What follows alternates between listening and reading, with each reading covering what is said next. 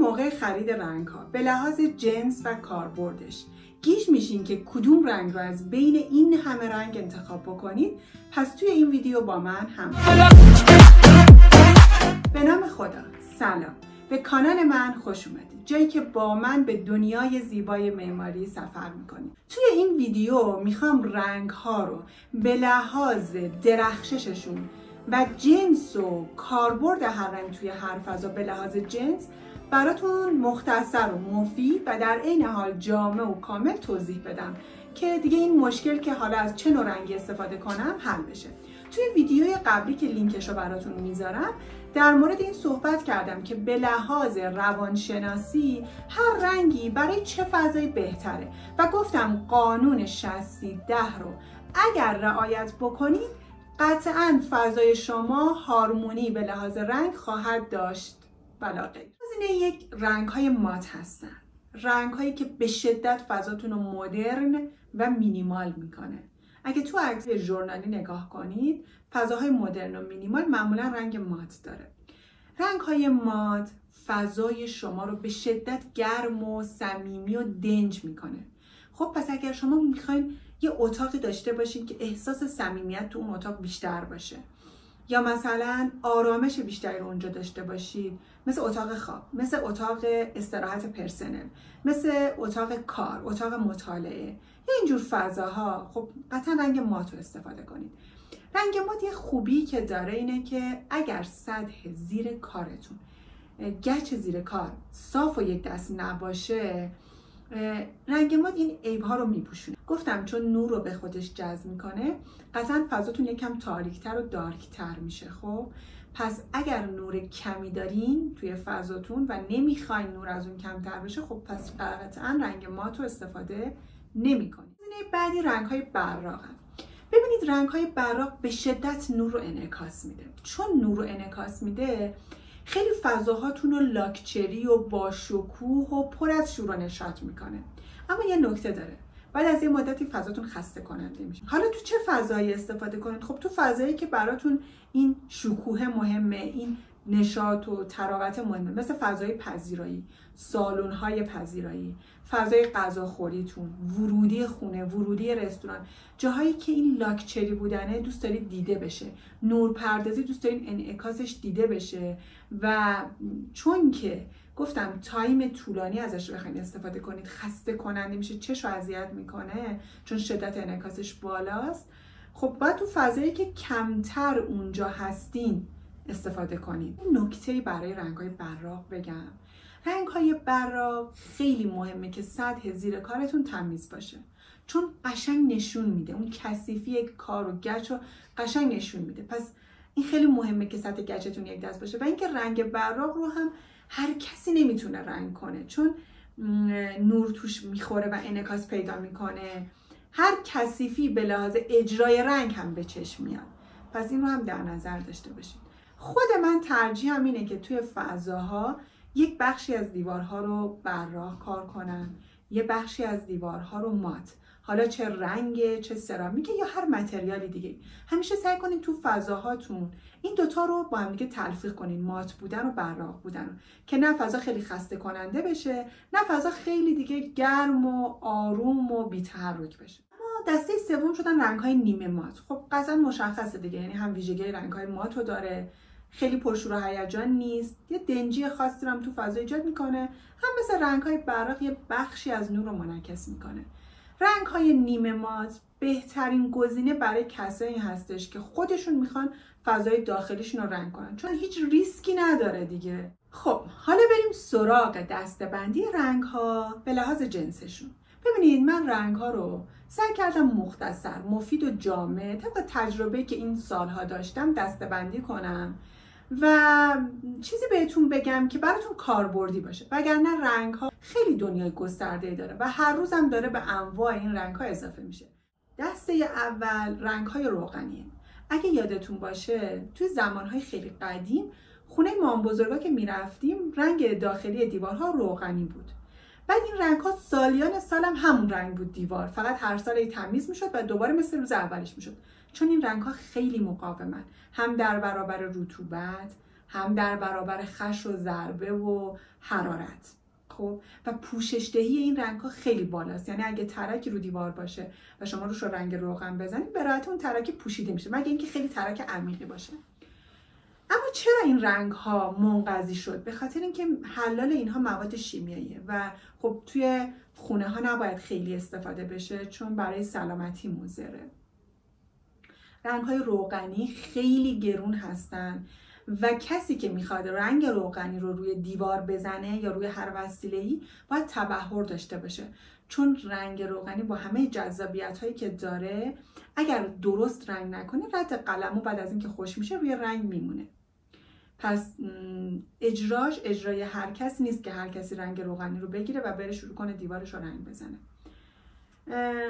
در کل دیگه الان رنگ روغنی رو برای فضای داخلی خیلی کم استفاده میکنن. بیشتر اگه دقت کرده باشین برای نرده های توی نما، نیمکت پارک ها یا اینجور فضاها استفاده میشه. عیب خیلی بزرگی هم که رنگای روغنی داره اینه که زمانی که دارین ازش استفاده میکنین به شدت بو میده و این بو خیلی آزاردهنده است و دیر هم خشک میشه. مثلا اگه شما یه اتاقو دارین که به راحتی میتونین 2-3 روزه رنگش کنین و رنگ خشک بشه و استفاده کنید، با رنگ روغنی این 1 هفته تا 10 روز قشنگ طول میکشه. دسته دوم که خیلی کاربرد داره رنگ‌های پلاستیکه. ببینید رنگ‌های پلاستیک خب خیلی ارزونه، تقریبا ارزون‌ترین رنگ بازار رنگ پلاستیکه. اما یک عیب خیلی بزرگی که داره اینه که پوششدهی خوبی نداره. مثلا اگه یه ترک ریزی دارین باید چند دست روی این ترک رو رنگ بزنین که اون ترک پوشیده بشه. اول اینو بگم اگه ترک عمیق باشه باید قبلش بتونه بشه بعد رنگ بشه، ولی ترک‌های ریز و دیگه میشه با رنگ یه جوری رفع کرد. ولی تو رنگ پلاستیک این اتفاق نمیفته چون سطح کمی رو پوشش میده. رنگ‌های پلاستیک زود خشک میشن و از این بابت خیلی خوبه، اما در برابر رطوبت، حرارت، ضربه اصلاً مقاوم نیستن. یه مزیت دیگه هم که داره هر کسی میتونه رنگ پلاستیک رو بزنه چون بعد از اینکه خشک میشه رد قلم نمیمونه. خب حالا سوال پیش میاد چرا از رنگ پلاستیک استفاده کنیم وقتی که اینقدر رنگ بی‌کیفیتی هست؟ ببینید نظر من اینه که اگه میخواین خونه ای رو رنگ کنیم و به صرفه باشه رنگ پلاستیک رو برای سقف‌ها کار کنید، چون توی سقف‌ها خب ضربه خیلی نمیخوره، رطوبت روی سقف خیلی نیستش، برای همین ماندگاری بالایی توی سقف داره. دسته سوم میشه رنگ‌های آکریلیک.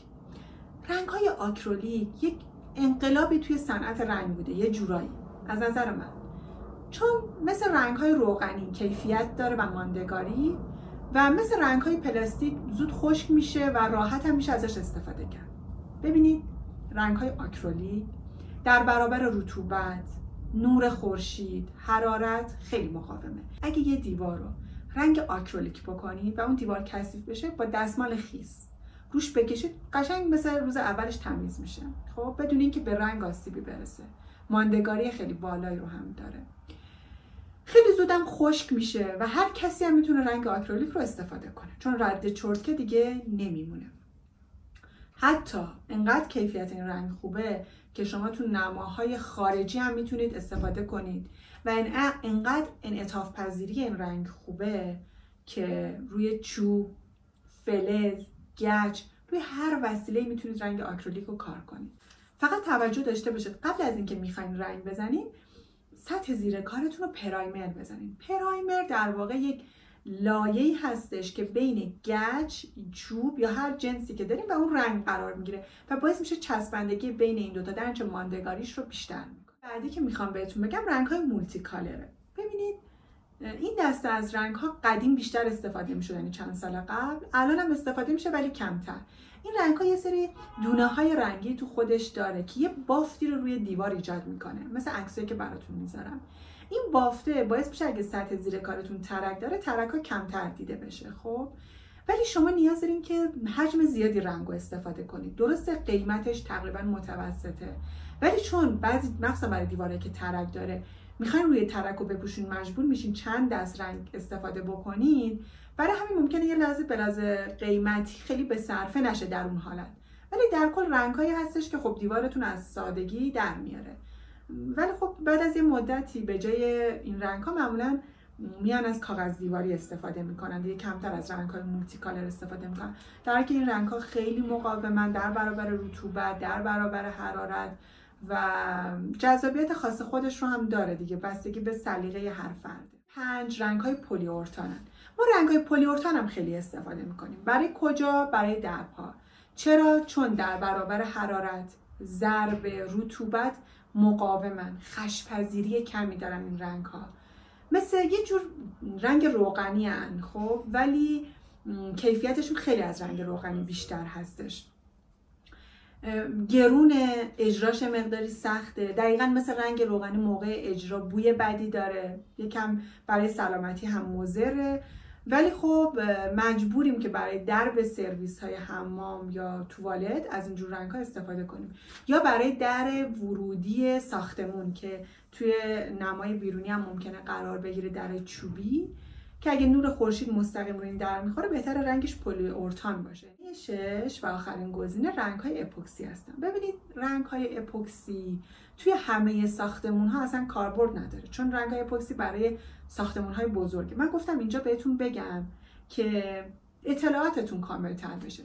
رنگ‌های اپوکسی چون در برابر حرارت، رطوبت، خشم، فشار، اینا همه مقاومه، خب، و بهترین جا براش کف پارکینگه.